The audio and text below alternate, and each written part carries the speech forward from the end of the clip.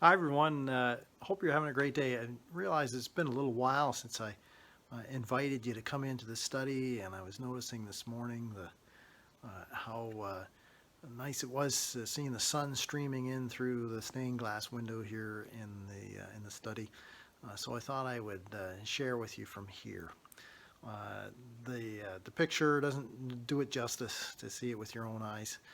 It's just a lovely sight here this morning with the sun shining through and casting all the bright colors onto the floor. It's really encouraging, lifting my day. So I thought I might try my best to share some of that with you this morning. I've been slowly reading through Philip Yancey's book, Where is God When It Hurts? And I'm finding that it's been a great blessing for me as I've been reading my way through. In a section that's marked out on the theme of account of availability, uh, Yancey talks about how we as people being available to others are able to strike a blow against fear. His whole theme in the chapter is that fear thrives in loneliness, and that we as people have the ability to help people chase their fear by being present with them.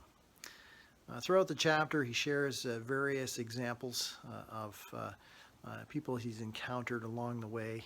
He tells a classic story about Tony Campolo that maybe I'll share with you some other day. But one that seems to stick in my mind is a story that he tells about a young woman who was impressed by her grandmother. This young woman, he heard her story at a group called Make Today Count, a group that had been established with the single purpose of speaking openly about death.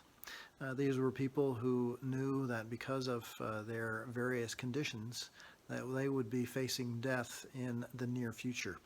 And they didn't want to pussyfoot and beat around the bush, but instead they decided that they would be open about their situations. Well, one of the members of the group, as she was sharing, this young woman was sharing about her situation. She was telling the story about her grandmother. As this young woman was laying in her bed, recovering from her treatments for cancer, and facing that ominous fact that her cancer would not get better and that she would eventually die. She said her grandmother uh, helped her in the greatest of ways by being with her. Her grandmother would come and sit next to her in the bed, and she didn't offer a whole lot of counsel apart from being present with her. She would sit there and she would knit and crochet. She would get a glass of water when needed. She would be there to offer the reassuring word when her granddaughter awoke from sleep in a state of panic. Her granddaughter, this young woman sharing in the group, said she was the only one there that was there not on any other terms except mine. She was there on my terms. And she said that was of such great help to her. That she simply was present with her in her time of need.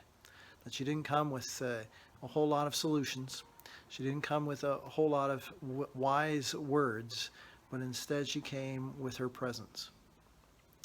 You know, as Philip Yancey talks about that situation and muses a bit on what Job's situation was. He points out that fact that we see in Job chapter 2. Job's three friends that sometimes get that label of Job's comforters, and because of the chapter's worth of counsel that we read after they came to see him. But Job's comforters, Job's friends in Job chapter 2 are described as purposeful men who got together and decided that when they heard about what had happened to their friend Job, that they would seek a way to go and to help him. that they would be ready to go and to do what was needed to help. Well, right after they had decided, and it's recorded that when they saw Job, they barely recognized him. He was in such a horrible state because of what had happened to him. And so instead of opening their mouths, they tore their clothes as a sign of joining him in his grief. And they took dust from the ground and they sprinkled it on their heads. And they sat down in the dirt with Job for 7 days. Perhaps the most profound thing that they did for Job was those first 7 days when they sat with him and they didn't say a thing.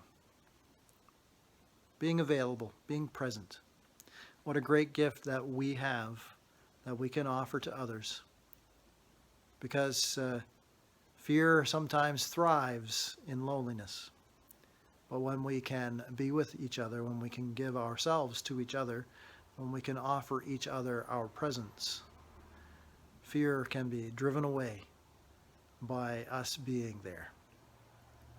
Well, I hope you're having a great day today, and may God bless you. Enjoy this beautiful day.